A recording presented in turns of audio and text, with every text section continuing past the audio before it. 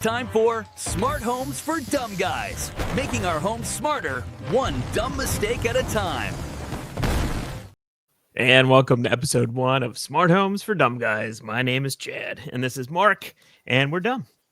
And we try to make homes that are smart, and they are not. They're about as dumb as we are. So I don't know that we're that dumb. Well, we're pretty dumb.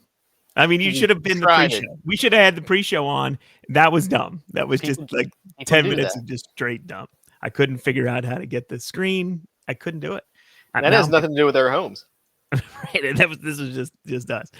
So Smart Homes for Dumb Guys. It really what it is we're not dumb, but we're kind of, we can be at times. And we just we'd like our homes to be smart, at least smarter than we are. And we're getting there, but it's a process, and we've decided to take you guys along on the process. So thank you for joining us. If this is, I know it's your first time joining us because it's our first time being on the air. So why don't we start by introducing ourselves? I'll let you start. Certainly. I am Mark Smith. I live in Maryland, and I started the process of converting my home to be smarter than I am about 4 years ago. I would say COVID is really when it kicked in, but I've been doing this kind of thing my whole life. We'll discuss some of that, later, how we got here, where we started, all of that type of stuff. Yeah. And if you don't know, we're brothers. We don't look much alike, except for maybe the plate at the top of the head. But we're brothers, and I'm the older and smarter one. That's not true, but I'm older. And so I'm Chad, and I live currently in Florida. We're both originally from central Pennsylvania, but now I live in Palm Beach County, Florida, and we're currently recording this. It is November 17th, and it was 80 degrees today and beautiful. So that's a benefit of that. But yeah, it's the same kind of thing. And we our father, who's still with us, I mean, not currently, but maybe he'll join us in the show sometime, but he owned an electronics and appliance store. And one of the cool benefits of that was we used to he would bring VCRs home and stereo equipment and what was the big, before DVDs, the huge discs? Laser discs and stuff like that. And I just always loved, and it sounds so dumb, but I like plugging stuff in and see what would happen. What if I plug this RCA cord into this port, or plug that cord into that? And so that kind of, I think, was a start for me for smart homes. But specifically, I probably got started, probably about the same time as you did, a little before COVID. Once Amazon's ecosystem, Alexa, started to do smart home stuff, is kind of when I really got into it full bore. So that's where I am. But it's just, for me, it's almost like a puzzle that I feel like will never 100% be solved, right? And so that's why I'm kind of. Well, I think it'll never do what we actually want it to do. So we're taking the process, solving the puzzle to try and figure out, and in doing that, figuring out, I can do maybe something else. Maybe my lights weren't supposed to go off then, but they could. Right. Yeah, and I think that's part of it too. It's almost like you kind of get slowly into it with turning a light on, or I think we'll talk about it too. Like a smart bulb might have been the first entree into everything, and you're like, oh, that was really cool. Now, what happens if I leave the room and I want it to turn off? Or what happens if, and we'll talk, and one of the things I want to talk about in this episode, and we'll talk about others, is kind of what our dream systems are, our dream smart home would be. But I remember with you, and we talked a little bit about this before. There was tell me about this system. You kind of first introduced me to it. Was it called X10? So yeah, and actually, if you go full screen on me, here, this little box, not that one. Full screen on you. See, dumb already. Okay, this little box right here is an X10 unit that I would plug my Christmas lights into. So it started with my Christmas lights, and it was kind of they were plugged in in a place where I couldn't really reach them, and I didn't have an extension cord that had like a button on it or something. Right. So I had to like reach around, and then I put a timer on. Well, the timer wasn't always 100% accurate, or there was a time change or something. So I went and I got that box, and has a remote control. I can't find the remote control. I know I have it because I don't throw anything away. So I turn it on, and I can turn it on from across the room. And in my dorm room in college, my apartment in college, I didn't want to have to get up and turn the light off. So in my bed, I found something at Target. It wasn't X10, it was something else, just a little RF controller that plugged into the light socket. Then you plug the bulb in, you hit a button, and it would turn off the light. And does it even go further back? Did our grandparents have the clapper? Well, I mean, I think that's the original light, the clapper. And for those of you, on demand. so I just celebrated a birthday, and I'm just 1 year shy of a half a century. And you were, almost 6 years younger than I am. But I think anybody who's younger than 40 probably doesn't remember the clapper. Only would like retro commercials. And so the clapper is a thing where it was a box that plugged in. Did you plug? It was a smart. In a sense, almost the same exact thing. Yeah, you plug into the wall and then you plug something into it. Right, but it had an audio. It had a microphone that was listening for a certain frequency of a clap, right? And you had to clap twice, and and see that was that was it, and that was a phenomenon, and we have since changed quite a bit, but. So anyway, I think too, it's interesting you bring up Christmas decorations, because I think maybe that was even more so than even a smart bulb. Same thing, because it's a big Christmas tree. It's a pain to get behind it. Did you have a foot switch? At some point they sell like a foot switch for the Christmas lights that you could turn off and turn on. I don't think I ever did. No. Although my current lights have a foot switch that changes the color of them. Okay. And that's just built into the tree. Mom and Dad had in their basement. I remember they put the foot switch in. Again, same issue. It's tough to get to. So they're just right there. But that's on and off on demand is kind of that's the first step. And then you realize, well, why do I have to touch a switch? Right. And then you get into sensors and stuff like that. So right, because hopefully if we have some long-term listeners, you'll realize that Mark's goal in life is to do as little as possible. Do a lot of work up front to do as little as possible later on. To automate the things that just need to be automated. Well, and that's kind of really, I think, the basis of a lot of people's smart homes, because the fun part is work. I mean, you're trying out stuff, you're spending a lot of time, but then once it gets there where you sit down in your chair and the light turns on and the show comes on that you want to watch and you didn't touch a single button. So let's go ahead. Sorry. It's my ultimate goal, I think, to not touch a light switch, to sit down and the TV comes on, starts playing what I was just watching. What you want to watch. All right. So why don't we get into, because we've been doing it for a while, what current ecosystems we're working with. I'll let you start on that one. Sure. So I originally started with Google devices and Google Home, one of the original Google Home there that's on battery power, actually. And then there's an Alexa. So I have a little bit of everything. I have Amazon devices, I have Google devices, and my main system is running off of Home Assistant, which scared me to get started into, but I have enjoyed the ability to control everything and to do extra stuff with devices that aren't necessarily compatible across ecosystems. I have some Aqara devices. So I have a bunch of hubs in my house, and that is one fun factor that you have to deal with. But Home Assistant kind of brings it into. Do we want to show we'll get into it much more in depth, and we'll probably have multiple episodes about Home Assistant. But I'm going to show this is the current dashboard. So yeah, that was a dashboard, and then I can just show this is my house. It's quite a few. I think it's like something like 917 entities or something. Okay, and that means a whole lot of stuff. Like these garage strip segments I can't actually control, but they come in. Yeah. And again, and that's the beauty of it too. There's so many entry points for my printer's on there, for heaven's sakes. Do a lot of I mean, automation you with your never. printer. I There's mean, so many entry points for home automation or smart homes.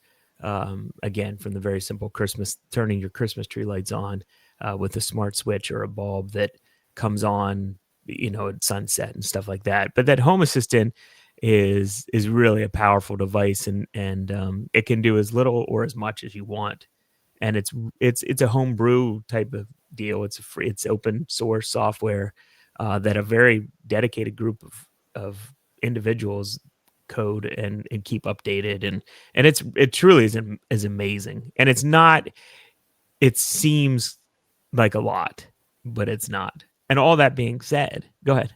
it takes work. I mean, there's It no takes doubt work. about it. Like it was overwhelming to get started, but they have done such a good job in the developer community of making it simple. Like once I finally had it set up and decided how I was going to go about it, and I went through multiple iterations on a Yeah. computer running in a virtual machine, all of that. I have a dedicated box right now that they used to sell. They actually discontinued it. The Home Assistant Yellow device that actually runs off of a Pi 4.0 compute module. So it just plugs into it. So they sell the box, you plug in a Raspberry Pi compute module, and it runs everything it needs to run. And it's super simple to actually set up.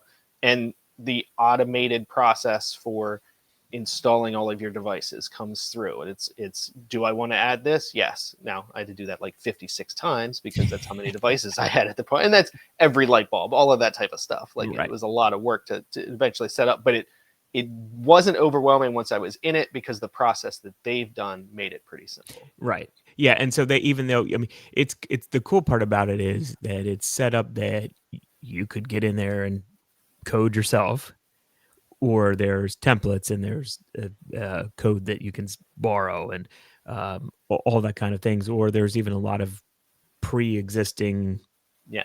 not even templates, it's kind of pre-existing stuff that's already there. So it's kind of a multi, um, it's a myriad of different things that you can do, which makes it great. It is intimidating, and again, if hopefully people kind of find this podcast will come at it again from all kinds of different things. Like for me, for instance, I dabbled a little bit, enjoyed it, and then the computer I was using it for, I needed it for something else, so I kind of took it away, and I definitely want to get back there. But my main ecosystem is, as I mentioned earlier, is Alexa, and I have found that they kind of created a great system through the Alexa app that I can run almost every automation that I want to run in that system, and so I kind of use that. And to be fair, I went a lot early on and then kind of backed off. I haven't added a lot of new stuff lately. I'm, as we kind of gear up and ramp up this podcast, I'm sure that I'll get back to adding more. But I was curious as to hear you talking. Give me like a device. How many do you think currently? Not entities, but devices. Entities. Not entities. I Devices. would say I have over 100 So devices. And again, that's smart. each individual bulb Okay. that I may have. I'm looking at 6 right here above me, and just around my bar, and then 2 on the light, and remote control is also a device. They control. Yeah. Yeah. So I probably have 100 devices.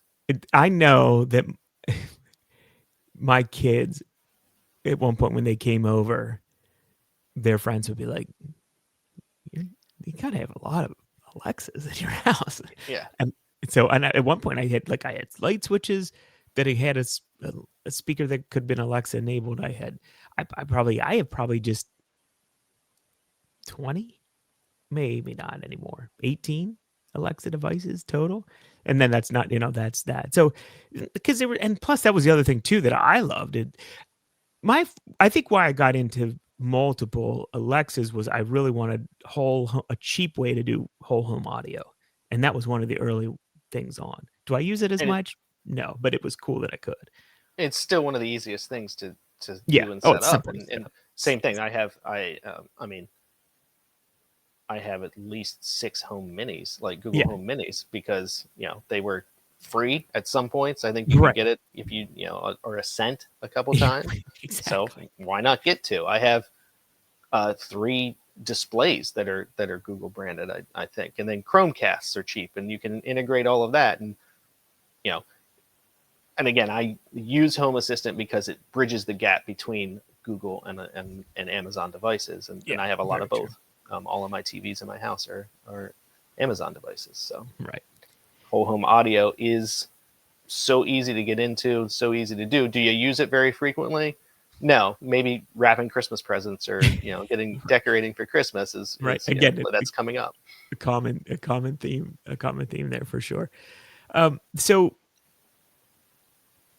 we're gonna the kind of the goal and reason why. So why are we doing this podcast? Because we're surely not experts. I don't think we would call the show "Smart Homes for Dumb Guys" if we thought we were experts, and we surely don't take ourselves very seriously. But I think one, it's a fun hobby, and it's something that we connect with. We're both interested in, so it kind of gave us a reason to put aside a couple of times a month to get together and chat and figure out what's going on. And two, I think it's ever evolving, and I love that newness factor of it, right? I mean, because they update the app or they change, somebody goes in and updates some code in Home Assistant, or you have a lot of Google stuff, and that's changing too, and the Nest ecosystem and all that stuff. So, I think I got into it because of Alexa, because of, like I said, the cost factor. Even though I was a pretty big Google person, I mean, Google they know everything about me. So, but what's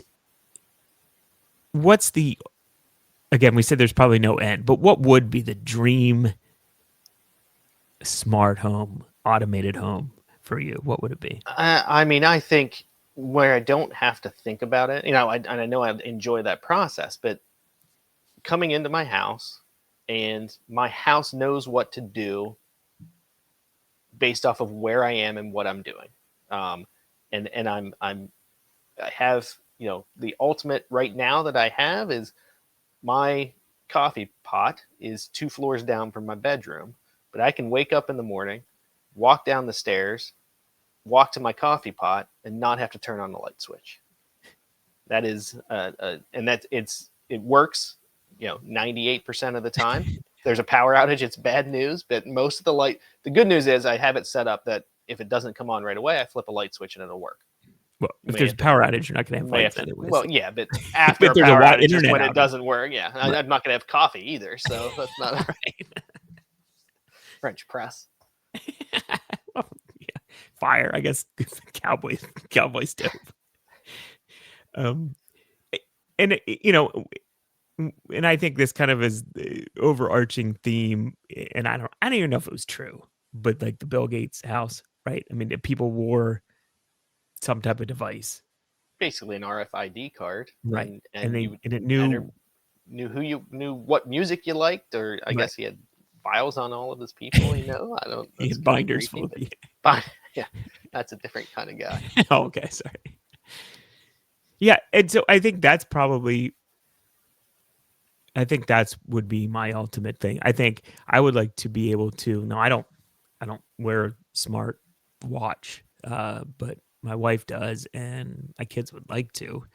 But I would like my house to know where I am, and then provide me options. I think the one example that I gave, and I've probably given it to you, is I'm a baseball fan. I'm a Phillies fan in particular. We grew up in Pennsylvania. We're both Phillies fans. So if you're not, I'm sorry for you. Or if you are, I'm sorry for you. But anyway, my goal was I want the Phillies schedule is in my calendar. It's a Google Calendar that I follow, and I want to be able to know that the game starts at 7:00. I want my home to know that I'm in my kitchen cleaning up from dinner because my kids are lazy and don't do it. And I want my device to say, "Hey, the game's about ready to start in 5 minutes. Do you want me to turn it on the TV, this TV that happens to be where I could see from my kitchen?" And I'll be like, "Yeah, turn it on." And then it turns it on, or automatically turns it on because I'm probably gonna watch it anyway. So that's kind of like my thing. Is I think it's a mashup of personal assistant and home automation. I wanted to make my, again, yeah, it's like, yeah, I don't want to touch a light switch, but at the same time, I almost want a little bit more. Like I want it to be like, yeah, okay, I can tell your calendar was full of stupid meetings at work. Do you want me to put on some, I don't know, I don't know, could put a happy music, it should know. That's what I want it to be. I don't know it's going to be able to know what kind of mood you're in, but Well, we could it can ask. certainly automate that, and it can do Why it now. couldn't You can do it from I guess certain Apple Watches. I guess you could have some sort of like, your blood pressure is very high. Maybe some smooth jazz is what you Yeah. need right now. Like, I mean, that's possible, I suppose. Heart Yeah, rate, okay, that might be a little silly, but I wouldn't. Again, I wanted to, and I feel like we were there. Like I feel like Google kind of got us there, and then it went away. But I would like it to be like, because I have 3 kids, a lot going on. Only 2 of them are at home right now, but I've got a lot going on. I'm busy. My wife's busy. We, you know, pretty stressful jobs. I forget a lot of stuff. Everything's on my Google Calendar. It should be like, my kids got dance at 7:30, and they're like, "Hey, dumbass, it's 7:20, and you're still here." Like, it shouldn't. The and proactive it can. I approach. mean, you can, and I know you can do all that simply, but I don't want it to broadcast throughout the whole house. I wanted to know that I'm in the kitchen. I have a smart speaker there. I wanted to know that I'm there. That's kind of where that's what I think the dream would be. I just need help. I need help, Mark. I need help. Well, that's possible. It's just it takes some work, and you gotta invest. Right, in and that. you've got to set up. I mean, again, then I think that'll become a theme throughout this whole thing. Is you got to know where you want to go, and it's probably no different than any other code developing software or developing.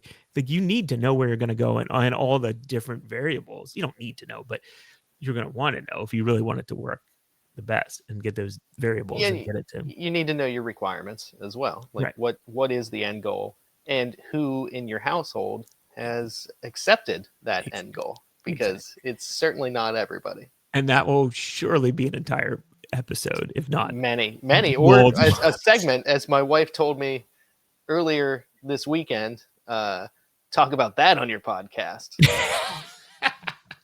Wasn't a happy moment. That's funny. That's and it's true, because that is obviously we're not, nor do, how do I want to say this nicely? We don't want to be bachelors. It'll make this part easier. The home automation would be. Yeah, we'd be lonely. The home automation would be. Yeah, I wouldn't have to touch a light switch. So that's an interesting, and too, I mean, again, because even if you were a bachelor, other people would most likely, you're not a hermit. Well, you probably would be. You could try, but you're not a hermit. Other people are coming in, and that's the thing. You got to, but there's so many options, and we didn't even get to the part, I think, where you kind of get this feeling, because you can pay Bill Gates style and have somebody come and design it and do server farms in your own closet and all that stuff. Now you do sacrifice, giving up part of most of your life to the cloud, but you don't even have to with Home Assistant, actually, and it's free to cheap, and so a lot of the devices now are affordable. The ecosystem's affordable. Home Assistant itself is free. There, if you want to use the cloud, there's a small charge, but you don't have to. And we talked about the internet being out. I mean, you can run your whole smart home with Home Assistant without internet. And someday you'll have to explain to me the whole Matter standard, because I don't. I'm not sure anybody really understands. It's supposed to do what would be ideal, and you buy a device that just works with whatever your ecosystem is. Steve Jobs, it just works. It does not yet. I don't know. It's bad. I don't live very close to people, but they're nearby. And I'd like to be further away, half a mile or whatever. But I have neighbors. So apparently, and around birthday times and Christmas and holiday times of my neighbors, I'll get pop-ups on my phone. Do you want to add this to this app? Because it's Matter enabled, and they didn't do it or something, and my phone thinks, hey, your home has all this stuff, so do you want to add this to it? I don't. So that becomes very annoying. So you have to turn off like auto device discovery. Yeah. See, I don't think unless you're ready to go with something. Yeah, because I think it's been a little while since I purchased any device, and it may have been. I mean, it's been around for a couple of years, but I don't think it's been as ubiquitous as it is now. I think most devices now are part of it. So,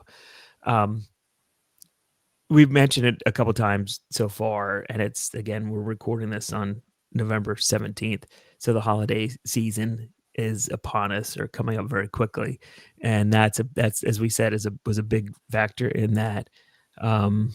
And I think our next episode we're going to specifically focus on that, because you have some pretty impressive stuff going on, and I'm hoping to get some good deals on Black Friday.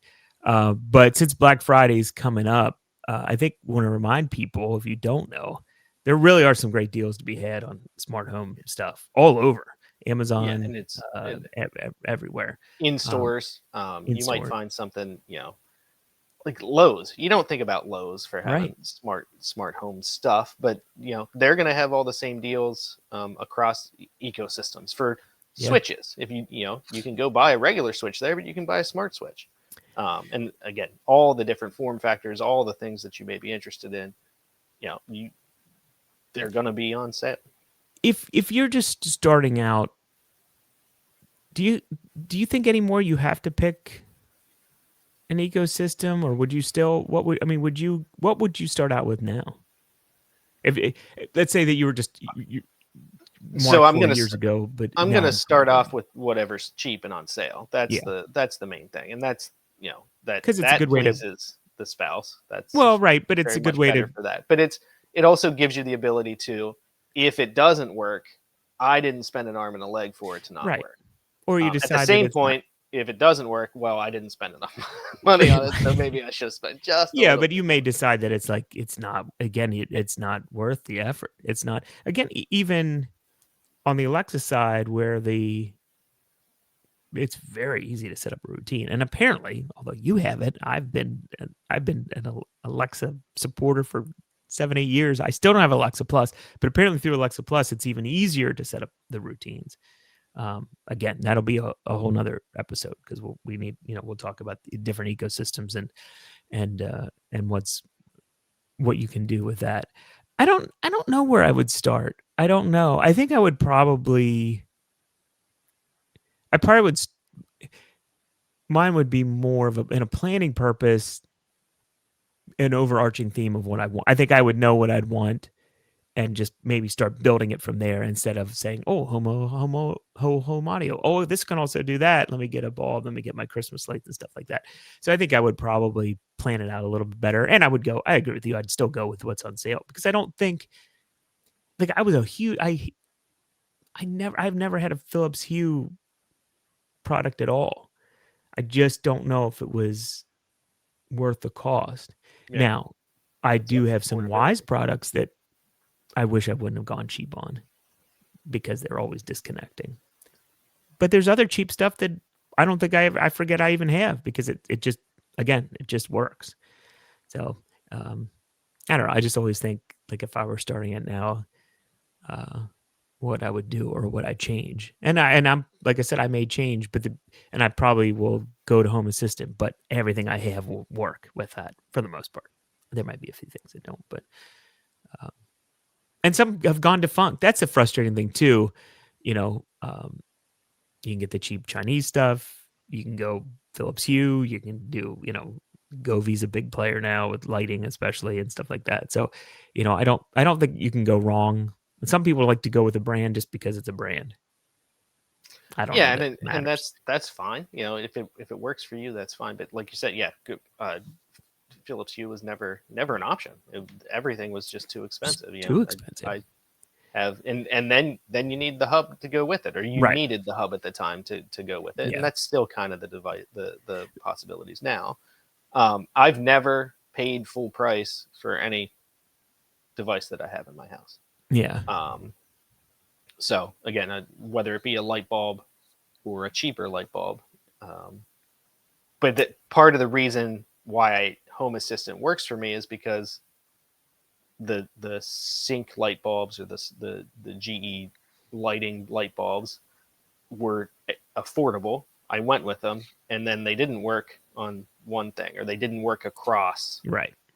Devices. So that's forced me, if I wanted those to work with a routine from something else, I had to go into Home Assistant to make that happen. Yeah. So it's there's so many possibilities and so many ways to screw things up. But and this is what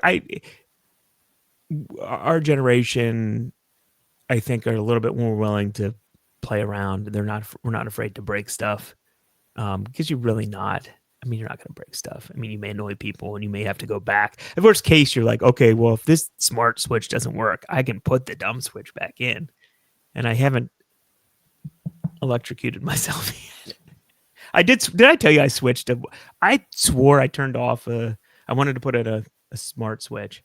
I was 99% sure the breaker was off. I double checked it, I tested it, and then I'm like, why is it's like buzzing? Like every time I touch something, I get in a little, I switched to hot. And my electrician friend's like, I know, I never turn off a switch. I'm like, well, you're an idiot. Yeah. Not fun. I wouldn't do it again. No, and the mistake I'll make is you do the electrical switch, and then you turn the breaker back on, and it works.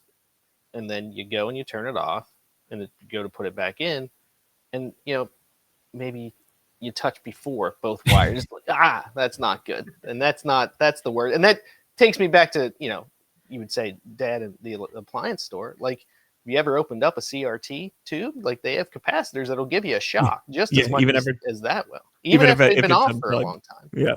Well, so it's I don't know. It's been fun, and it's like I said, it's not for everybody, but it is a fun hobby. Well, I guess the one thing I wanted to talk about is I think I felt like when we started 5 or 6 years ago, it still felt a little bit on the fringe. The nerds, the geek, they were like, but I feel like now, every company every appliance is smart, which is kind of, I still think is a little dumb, but IKEA has a whole line of smart home devices and stuff. So I mean, do you feel like it's becoming more mainstream, or is it still kind of not everybody's doing it? It's become more so than when it started. I mean, I'm an early adopter in technology, and I want the newest thing when I can get it, and that's not always the case for everybody, but it is certainly available and more mainstream from a, hey, get this switch, and all of a sudden your phone can turn it on when you're not there, or when you get home your lights can turn on just because you got this switch. Yeah. And I think because Amazon, I'll use Amazon because Amazon is Amazon, or Google is Google, and because they seem to be, but they used to push it a lot. I would say that. Go back to Amazon. They used to push routines and stuff a lot. You'd hear even commercials about it, and then they don't do that as much anymore. And I guess because all the world's moving to AI, and they figured that maybe it won't matter anymore. And I'm sure we'll have some really interesting conversations about how AI would play into it. And I can't. Oh, the other thing too, and we're going back to, we talked about not touching a switch. I never want to talk to a speaker again in my life. That's the other thing too I like about smart home automation. I'm tired of talking. Alexa, even with Alexa Plus, from what I've heard, it's not that great. So I don't want to have to talk to it. I want it to just know. Well, it's not an experience that I think anybody really wanted to do in the first place. And I think that was kind of pushed on us because it was the ability to do it. Because it felt like Star Trek. It's more conversational. It's easier to do, and it's not. And that's one of the biggest gripes of my wife is I don't even know what my room is called. Or we visit your house, we don't know how to turn off the light. Right, and that's frustrating. I get that. And you don't want to have like a piece of paper beside the switch to say, hey, this room is, and you to turn off the light, you should say, like, Right. nobody wants to do that. I Nobody. certainly don't want to print it off, and I don't want to have to do that for somebody else. Right. For sure. Okay. Well, very cool. I'm excited for what is to come. I think we have a lot of my topic list that I think we want to talk about is growing by the day, and I think there's a lot of fun stuff that we could do, and hopefully we can inform and hopefully even entertain. Because there was one segment that I want to do is This Week in Dumb, and this is basically just our fails. Okay, what did we try this week that just did not work? There's so And much. that happens a lot. Or and then the WAF, the wife approval factor is what did you do that pissed off the wife this week? Do you want to hear the story, or you want me to? Yeah, go say ahead. Give me that's one. the thing? Give me one right now. So we got a shed. I don't remember if it was earlier this year. Got a shed, and I needed to secure the shed. So I wanted a lock that could use my thumbprint. It's actually not that smart. No. I had to set it up with my phone. That's what makes it smart. I set up her fingerprints as well. Well, they didn't work. Her fingerprints didn't work to open up, and I'm in the middle of doing leaves, like 2 hours. That's not true. It wasn't 2 hours in. A little bit into it, and she just said, "Well, talk about that on your podcast." So she was They didn't work. Her thumbprints didn't work, and I didn't set up a code because you needed a 6-digit code instead of a 4-digit code, and coming up with a 6-digit code was harder than a 4-digit code. So there's a lot of things in the process that went wrong. I don't know why my thumbprint, Evan's thumbprint, has worked flawlessly. That's interesting, and I think that's a really. I think in the end, we're the smart home enthusiasts or tinkerers, I guess, in a technology way. Because I'm not a coder, but you're still kind of tinkering with stuff, and I say this to my wife all the time. I don't know why you expect stuff to actually work. And I'm not just talking about smart homes. I'm talking about phones and any electronic device. Like I guess I almost expect it not to work. And so I think that's a little bit too. I think and you should expect it to work. I'm not saying they're wrong and I'm right, but I'm just saying that's my it probably didn't work because I set it up wrong, and I didn't know that. But to me, that's just a all right, well, I'll try this again. I'll try that. But they don't have, I understand. They have other things to do. Yeah, they don't, that's not, this is a they time. don't want that to be the case. Yeah. It's not fun for them, for stuff to not work, for them to sit down and the light to turn off instead of turn on. TV to pause when you sit down instead of unpause when you. Yeah. So I get that. But again, those are fun ones that we'll be talking a lot about that because we both have a lot of really good stories, and including my favorite is I don't know why Alexa's such a bitch. I hear that all the time. Why doesn't she listen to me? She's such a bitch. So, all right. Well, I think this is a great way to wrap up this week. And so your homework for next week is to gather all your holiday lights, get some pictures, get some video, and I'm gonna attempt, because I think the Prime Day starts on the 20th, so it's a couple days from now. I got some birthday money burning a hole in my pocket, so I'm gonna get some outdoor lights, and then we'll have an old school. Maybe we'll do a light off or something. Is that a thing? What was it? What was the? It will be now. So but we want to talk about holiday lighting because I think that's a perfect timing for that one. So we'll talk about that. And if you do find this show, and feel free to comment and share up some pictures, because we'd love to share and kind of create a little fun community, because I know we're not the only idiots that are trying to do stuff that just only works half the time. So if it works half the time, I'm happy with that. All right. Well, that's a great way to end the first episode. This has been Smart Homes for Dumb Guys. That guy is Mark, and I am Chad, and we'll see you in a couple of weeks.